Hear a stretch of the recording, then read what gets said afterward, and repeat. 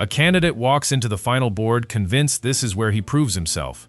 The men across the table already have their answer. They settled it days ago, out on the mountain, watching how he moved when he was lost, exhausted, and certain no one was watching him. Because the thing Delta is really screening for is not something a man can say. It can only be caught in how he behaves. And it is the same quality a group of army psychologists went hunting for back in 1943. In a program the modern selection quietly descends from. So the interview is a little bit of theater. Useful theater, but theater. By the time a candidate is standing in front of the commander, the unit psychologists, and a table of senior operators, the behavior that matters has already been logged, out in the woods, under a rucksack, over the days when he thought the assessment was purely physical. That is the first thing to understand about this trait. It has nothing to do with what a man claims about himself. It shows in what he does when he believes the test is somewhere else. Which is exactly why so much of Delta selection looks, on the surface, like a fitness event. The land navigation, the endless marches over the Appalachian ridgelines, the weight and the miles. It reads as a test of legs and lungs. It is not, or not mainly. It is a psychological instrument, wearing the costume of a physical one. Every design choice in it is built to pull a specific set of traits up to the surface, where trained observers can see them. And the first of those traits is the one that quietly ends more careers than the terrain ever does: comfort with ambiguity. Here is how the unit weaponizes it. On the long marches, and above all on the final one, a candidate is given a start point and told to move. He is not told how far. He is not told how long he has. He is not told if he is ahead of the standard or hopelessly behind it. He simply walks, and walks, with no clock, no feedback, and no end in sight, until someone tells him to stop. Think about what that does to a mind. A physically gifted soldier can grind through pain when he can see the finish line. Take the finish line away, hide the standard, refuse him a single word of reassurance, and something else gets tested entirely. Can he keep making himself move toward a goal he cannot measure? Can he function inside uncertainty without unraveling? A lot of extremely fit men cannot, and they quit, not because their bodies failed, but because their minds needed a certainty the unit deliberately refused to give them. The uncertainty is the weapon. A body will keep going long after the mind decides the situation is hopeless, and nothing manufactures that sense of hopelessness faster than effort, with no visible end and no scorecard. The unit knows this, and it engineers exactly that condition on purpose. The assessors are watching for the rare man who does not need the scorecard, who can pour everything into a task whose finish line has been hidden from him, and stay steady doing it. If you want the honest version of this, the psychology instead of the highlight reel, subscribe, because that is the lane this channel stays in. Now, the second trait, and it is close cousin to the first: self-reliance. Not the poster kind, the obstinate kind. Out on that land navigation course, a man is alone, often for hours, frequently lost, and the rule underneath the whole thing is simple and merciless. If you go wrong, no one is coming for you. There is no teammate to share the load, no leader to make the call, no one to blame, and no one to lean on. Former operators describe an almost stubborn independence as one of the defining marks of the men who make it, a refusal to wait for rescue that goes deeper than training. What the assessors are reading here is the source of a man's drive. Does it come from outside him? From a sergeant's voice? Or a squad around him? Or the fear of being seen quitting? Or does it come from inside, self-generated, present even when there is no audience left to perform for? Selection strips the audience away on purpose, because the unit needs men whose engine runs with nobody in the passenger seat.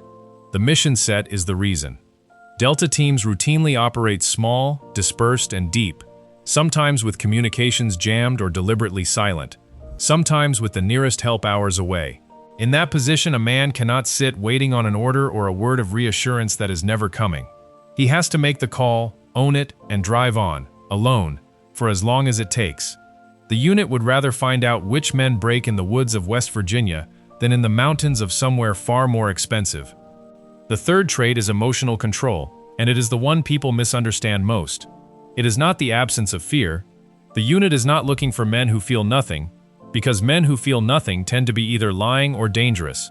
It is looking for regulation, the ability to feel the fear, the anger, the frustration, the crushing fatigue, and still keep the hands steady and the judgment clean. The psychologists probe for exactly this, in the interviews and the written assessments, gauging how a man manages his own internal weather under load. On the ground, it shows up as a kind of flatness, an even keel that does not spike into panic when a plan dissolves or drop into despair when the body is wrecked. In a small team stacked on a door in a foreign country, one man's emotional spike can get everyone killed. So the assessors watch, across days of mounting exhaustion, for the temperature of a man under pressure. The steady ones move forward, the volatile ones stand out, and not in the way they hoped. Then there is ego, and this is where a lot of alpha reputations quietly come apart. Selection is engineered to expose ego, because ego is a liability the unit cannot afford. The man who has to be right, who cannot take correction, who needs to be seen as the strongest in the room, is a problem waiting to happen in a four-man team where survival depends on flawless coordination. Assessors watch whether a candidate can lead when it is his turn, and minutes later, fall in and follow without sulking about it. That switch, from leading to following and back again with no friction, is enormous, and it is rarer than it sounds. An operator has to be able to run the assault one night and carry another man's kit the next, and feel no bruise to his pride either way. The mountain has a way of humbling the men who arrive, certain they are exceptional. The assessors are reading who stays humble when the mountain does its work. There is a quieter trait the mountains test, and it might be the most important of them all, because it only surfaces when nobody is looking: integrity. For most of selection, a candidate is genuinely alone. Out on the land navigation course, there is no instructor tracking his every step, no camera on him, no witness to a single decision he makes. It would be easy, in 100 small ways, to cut a corner, to shave a route, to give himself a break the standard never allowed. And that is exactly the point. The unit is not only testing whether a man can hit the standard, it is testing whether he holds himself to it when there is nobody at all to catch him if he does not. An operator will spend his career with access to secrets, weapons, money, and authority, often far from any oversight, in places where the only thing keeping him honest is his own character. So the assessors need to know, before they trust him with any of that the man does the right thing in the dark. Cutting the course is not a clever shortcut, it is a disqualification, because it answers the one question the unit most needs answered, and it answers it the wrong way. And now the part that ties all of it together, the paradox the board is really hunting for, because everything so far describes a loner. Self-reliant, internally driven, comfortable alone in the dark with no one coming to help. And yet the unit operates in small, tight, decentralized teams, where trust is the entire economy. A man has to know, without a shred of doubt, that the operator to his left is as disciplined, as steady, and as capable as he is. So Delta is not looking for a lone wolf, and it is not looking for a pure team player either. It is looking for the strange combination of both. A man who can survive completely on his own, and who chooses, willingly, to fold that independence into a team and put it in service of the men around him. That contradiction is the actual profile. He has to be able to stand completely alone and still give himself fully to the team. It is why the cocky loner who cannot stand being told what to do washes out just as surely as the eager joiner who falls apart the moment he is on his own. The unit has no use for either half on its own. It needs both, welded into the same man, available at the same time. Very few human beings are built that way, and the entire architecture of selection exists to find the ones who are. There is one more trait riding underneath the rest, and it is adaptability. Not flexibility as a buzzword, but the specific ability to generate a new plan, alone, the instant the old one dies. Assessors love to watch a candidate's plan fall apart, because that is when the real man shows up. The strong ones do not freeze, and they do not fall back on someone else to fix it. They register that Plan A is dead, and they already have Plan B forming, and Plan C behind it, built independently and fast, while they are cold and lost and running on no sleep. That capacity, to keep solving under collapse without waiting for permission, is worth more to the unit than raw strength or a fast ruck time, and the terrain is designed to break plans just to see who rebuilds them. Line these traits up and the ruthlessness of the screening starts to make sense, because each one maps to a specific way a mission gets men killed. The man who needs certainty freezes the moment an objective goes fluid and the plan stops matching reality. The man whose drive depends on an audience comes apart when he is isolated, alone past a border with no one left to perform for. The volatile man spikes at the worst possible second and gives the team away. The man ruled by ego talks over the better plan because it was not his idea.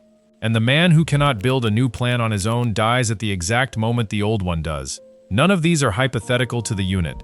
Every single one of them is a line in an after-action report that somebody actually had to write.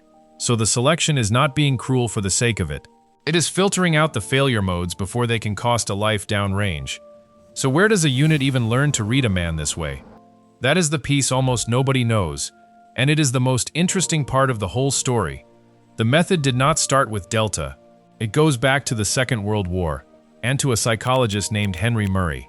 In 1943, the Office of Strategic Services, the wartime intelligence agency that would eventually give rise to the modern intelligence community, needed a way to pick agents for missions where a wrong personality could get people killed. Murray and a team of psychologists, borrowing from a British method of officer selection, built a program to do it. They ran candidates through days of contrived ordeals at a secret estate outside Washington. Practical problems quietly rigged to be impossible. A construction task where the two helpers assigned to a candidate were actually staff, secretly instructed to be lazy, argumentative, and useless. So the psychologist could sit back and watch how the man's temper, his patience, and his leadership held up when everything went wrong, and none of it was his fault. Interrogations built to crack a cover story under pressure. None of it was really about the task in front of the man. All of it was about the man underneath the task. They called their eventual report the Assessment of Men, and the core idea was radical for its time. You cannot understand a man by measuring his parts, his intelligence score here, his fitness there. You have to see the whole man, and the only way to see the whole man is to watch him act, under stress, over days, in situations designed to strip away the mask he presents on purpose. That principle, character revealed through observed action rather than stated words, is the exact principle the mountains of Delta selection run on today. The uniforms changed over the decades, but the insight underneath never did. When a modern candidate is being read before he ever speaks, he is standing at the end of a line that runs straight back to that wartime program. And that is why the title of this is not a gimmick. The trait Delta assessors see in a man before he speaks is real, and it is readable. But not because anyone at the unit has a magic eye for talent.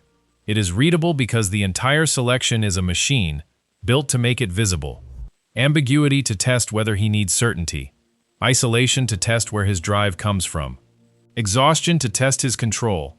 Failure to test his ego and his adaptability. A man cannot talk his way into having the trait, and he cannot hide it when he does not. Across 3 weeks with no audience and no rest, the mask comes off whether he wants it to or not, and what is underneath is what the assessors have been reading the entire time. So here is the question worth arguing about, and the comments are the place for it. If the trait is a pattern that runs this deep, character under sustained pressure, self-reliance welded to humility, then can it actually be built? Can a man train himself into it, or does selection only reveal what was already there, formed long before he ever showed up at Fort Bragg? The unit has spent decades betting that it can only be revealed, not taught, that by the time a man is old enough to attempt selection, the wiring is already set, and the mountains simply expose what is there. Plenty of people who have been through it disagree, and argue the whole thing can be trained into a man who wants it badly enough. Tell me where you land, and if you want to see the standard these same traits get poured into once a man is through, the video on screen breaks down the Delta shooting standard no other unit has been willing to copy.